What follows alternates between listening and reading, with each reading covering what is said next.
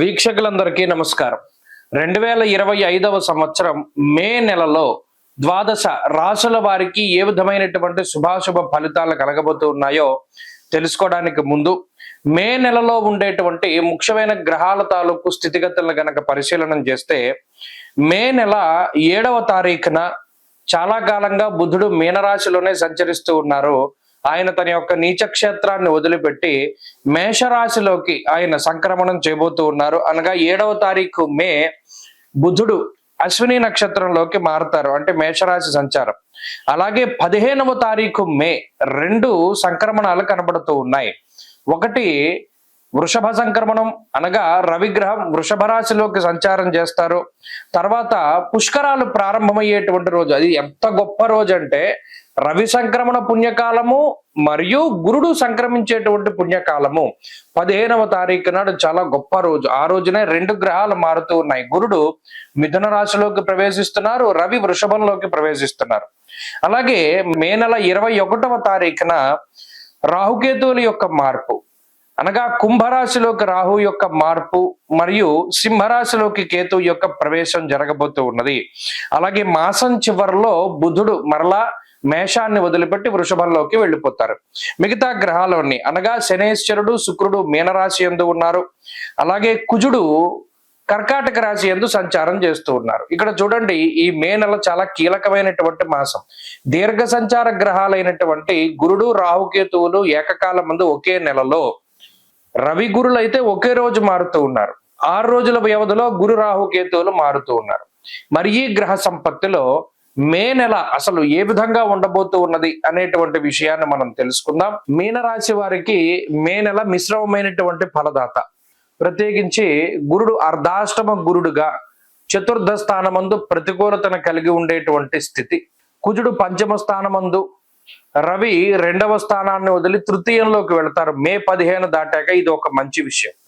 జన్మ శుక్రుడు కొంత అనుకూలంగా ఉంటే ఇంకొక మనకి కొంతలో కొంత మనకి అనుకూలించేటువంటిది ఏంటి అంటే జన్మ రాహు యొక్క దోషం పోతోంది. జన్మ రాహు వెళ్ళిపోయి 12వ స్థానంలోకి రాహు వెళతారు. ఇది రాహు పీడే, కానీ షడ్గ్రహ కూటమిలో భాగంగా 6 గ్రహాల్లో చివరికి 2 గ్రహాలే మిగిలాయి. ఈ నెల తర్వాత కూడా 1 గ్రహమే ఉంటుంది. 5 గ్రహాలన్నీ కూడా స్థానాన్ని మారిపోతాయి.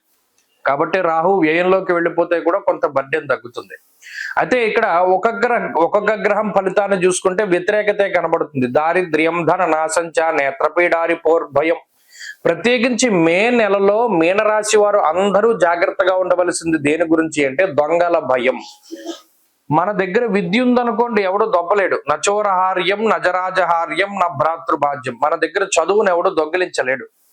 కానీ మన దగ్గర ఉండే ప్రాపర్టీసు, డబ్బు, బంగారము, విలువైనటువంటి వస్తువులు, ఎలక్ట్రానిక్ గ్యాడ్జెట్స్ ఇవి పోతూ ఉంటాయి.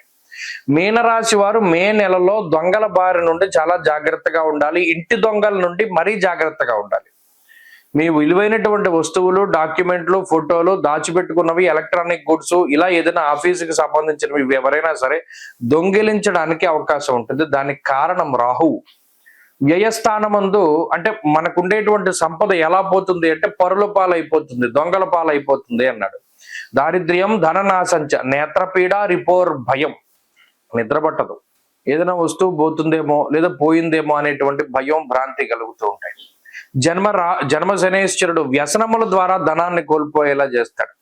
జోదము, స్పెక్యులేషను, బెట్టింగ్, ఆన్లైన్ ట్రేడింగ్లు, ఇవాళ రకరకాలుగా డబ్బులు పోగొట్టుకోవడానికి మార్గాలు ఉన్నాయి కదా, వాటిలో డబ్బు పెట్టి పోగొట్టుకునేలా చేస్తారు.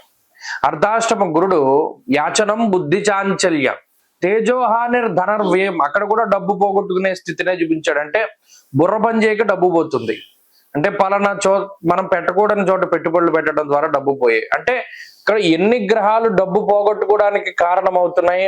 గురుడు, శనేశ్వరుడు, రాహువు, ఇవన్నీ బలీయమైనటువంటి గ్రహాలు ధనాన్ని కోల్పోయేలా చేయడానికి. కాబట్టి మీనరాశి వారు ఏం చేయాలి అంటే ఆర్థిక క్రమశిక్షణ కలిగి ఉండాలి. ఎక్కడ రూపాయి పెట్టాలి, ఎక్కడ పెట్టకూడదు అనేటువంటి దాన్ని తెలుసుకోవాలి. ఏదైనా ముఖ్యమైనటువంటి వస్తువు ఉందనుకోండి, దాన్ని దాచుకోవాలి. అంతేగాని పబ్లిక్ గా మనం పెట్టడం ద్వారా దానికి ఎక్కడైనా కోల్పోయి సెల్ ఫోన్లు దొబ్బేస్తూ ఉంటారు, లేకపోతే ఎక్కడైనా పెడితే మనం జారి పడిపోతూ ఉంటాయి, జేబుల్లోంచి పోతూ ఉంటాయి. ఎక్కడో నీళ్లలోంచి నడుచుకుంటూ వెళ్తూ ఉంటారు, జేబులో పెట్టుకుందాం అనుకుంటారు, అది అలా నీళ్లలో పడిపోతుంది. ఇలా వస్తు నాశనానికి పోవడానికి కూడా ఈ గ్రహస్థితే కారణమవుతుంది. అందుకు ఇన్నిసార్లు చెప్తున్నా, ఈ టైం అలా ఏంటి అంటే మనం కష్టపడి సంపాదించుకున్నటువంటి వస్తువులు పరుల పాలు, ఇంకా దొంగల పాలు అవ్వడానికి అవకాశము. ఈ విషయం పట్ల జాగ్రత్తగా ఉండాలి. ఇక ఉద్యోగ వ్యాపారాలకి సంబంధించినటువంటి విషయాలు సానుకూలంగానే ఉన్నాయి. వాటిలో కొంత ఒత్తిడి ఉండవచ్చును. ప్రత్యేకించి వీరికి బద్ధకం ఉంటుంది, కొంత అనారోగ్య సమస్యలు ఉంటాయి, కొంత పనులు వాయిదా వేసుకుంటూ ఉంటారు, ఎవరి మీదనైనా ఆధారపడి ముందుకు వెళుతూ ఉంటారు, ఎవరైనా సపోర్ట్ లేకపోతే ముందుకు వెళ్ళేటువంటి పరిస్థితులు ఉండవు. ఇవన్నీ మీనరాశి వారికే ఉన్నాయి. హెల్త్ కాన్షియస్ గా ఉండాలి, అలాగే వృత్తి పట్ల చాలా కాన్షియస్ గా ఉండాలి. చెప్పుడు మాటలు వినకూడదు, ఎవరికి చెప్పుడు మాటలు చెప్పకూడదు. అంటే పలానా వాడు ఎలాంటి వాడు, ఆమె ఎలాంటిది, ఈ మాటలు ఎవరికి చెప్పకూడదు, ఎవరైనా చెప్తే కూడా వినకూడదు.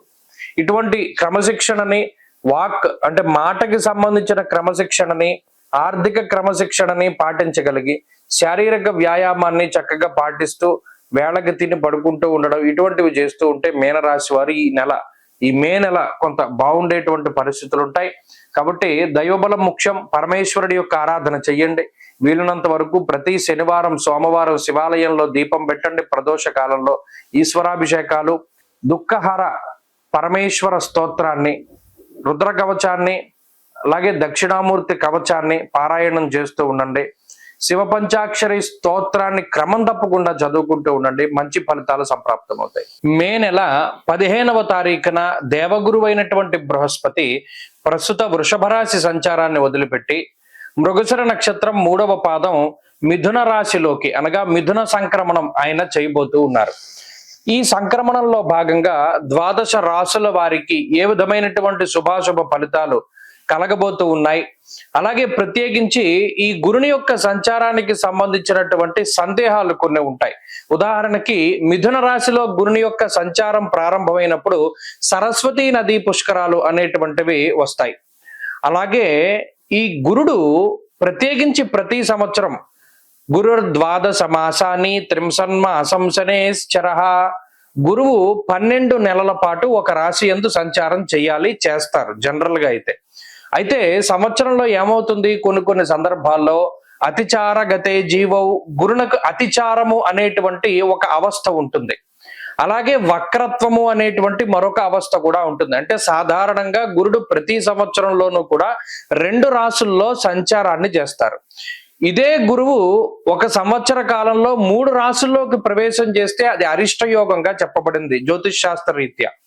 సాధారణంగా ఏమవుతుంది అంటే ఒక 9 నెలల పాటు రాశిలో ఉండి ముందు రాశిలోకి వెళ్ళి వక్రించి మళ్ళా వెనక్కి వస్తూ ఉంటారు. కానీ ఇక్కడ గురుని యొక్క ఫలితాలు చెప్పేటప్పుడు ఏం చెప్తాము, సంవత్సర కాలం పాటు ఈ ఫలితమే ఉంటుంది అని చెప్తాం. శ్రోతలు ఏం చేయాలి అంటే, ఇప్పుడు మిథున రాశిలో గురుని యొక్క సంచారం వల్ల ద్వాదశ రాశులకి ఫలితాలు మనం చెప్తూ ఉన్నాం. మధ్యలో అక్టోబర్ నెలలో గురుడు పునర్వసు 4వ పాదంలోకి వెళతారంటే కర్కాటక రాశిలోకి వెళ్ళి మళ్ళా డిసెంబర్ నెలలో మిథున రాశిలోకి వస్తారంటే మరలా బ్యాక్ వస్తారు. ఆ 2 నెలలు మినహాయించి మిగతా 10 నెలలకి ఈ ఫలితం అనేటువంటిది అన్వయం అవుతుంది.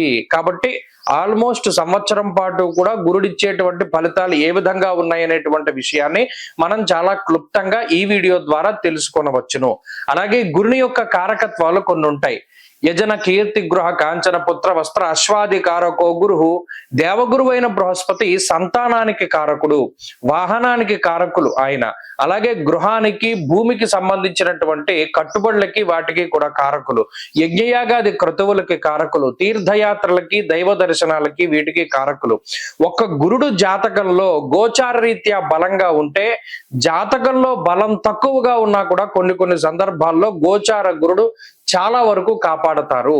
కాబట్టి ఈ విషయాన్ని మనం దృష్టిలో పెట్టుకోవాలి. గురుబలం లేదు గోచారంలో అంటే ఆ సంవత్సరం అంతా అదృష్టం ఉండదు, దైవ బలం ఉండదు, ఏ పని చేసినా కలిసి రాదు అనేటువంటి విషయాలు ఉంటాయి. కాబట్టి ప్రతి రాశికి ఈ ఫలితాన్ని మనం అన్వయం చేసుకుంటూ వెళదాం. ఈ గురుని యొక్క మార్పు.